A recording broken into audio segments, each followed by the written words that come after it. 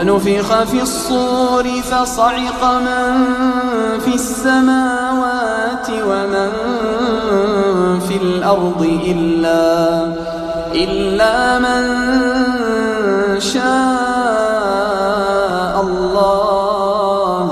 ثم نفخ فيه أخرى فإذا هم قيام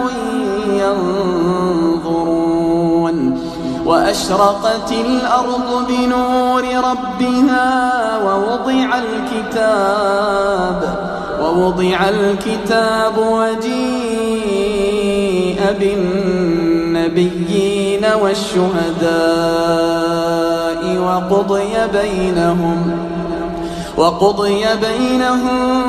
بالحق وهم لا يظلمون ووفيت كل نفس ما عملت وهو أعلم بما يفعلون.